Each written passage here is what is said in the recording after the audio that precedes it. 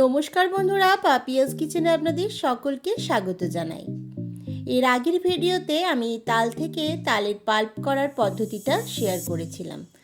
আজকে আমি দেখাবো কিভাবে তালের পাল্প দিয়ে আপনারা তালের লুচি তৈরি করবেন।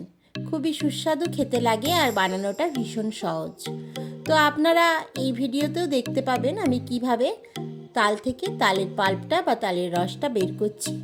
প্রথমেই দেখলেন তালটা আমি হাতে করে ছাড়িয়ে নিলাম, তারপর এইভাবে একটা গ্রেটারের সাহায্যে বড় সাইজের, তারপর অল্প করে একটু জল দিয়ে তালটাকে ঘষে ঘষে তালের পুরো পাল্পটা বের করে নিচ্ছি।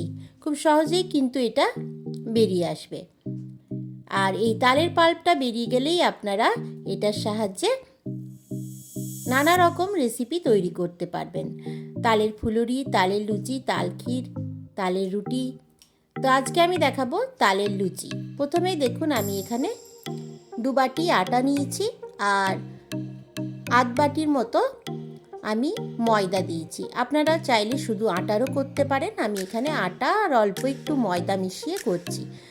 আর দিয়ে দিয়েছি স্বাদ অনুযায়ী একটু নুন 1 চিমটে আর 2 চামচ চিনি দিয়েছি। আর দিলাম একটুখানি সাদা তেল ময়ানের জন্য। এরপর এটাকে ভালো করে মিক্স করে নিয়ে তালের পাল্পটা দিয়ে ভালো করে এটা মেখে নিচ্ছি। কোনো রকম জল এটাতে ইউজ করব না, জল ছাড়াই শুধুমাত্র তালের পাল্পটা দিয়ে আটাটা মাখা হবে। আপনারা চাইলে শুধু আটারও এটা বানাতে পারেন, শুধু আটা দিয়েও এটা কিন্তু বেশ ভালো লাগে।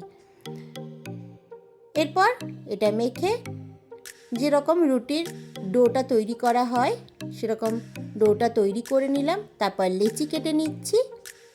লেচি কেটে আমি এগুলো লুচি বেলে নেব। অল্প একটু তেল নিয়ে নিয়েছি, সর্ষের তেল নিয়েছি।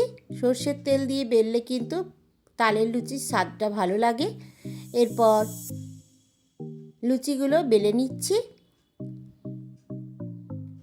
সব লুচিগুলো মোটামুটি বেলে নিলাম আমি কয়েকটা। এরপর গরম তেল আমি বসিয়েছিলাম, তেলটা গরম হয়ে গেলে আমি লুচিগুলো ভেজে নিচ্ছি। খুবই সুস্বাদু লাগে খেতে এই তালের লুচি। আর সামনে জন্মাষ্টমীর জন্য আপনারা কিন্তু প্রসাদের জন্য তালের লুচি বানাতে পারেন এইভাবে।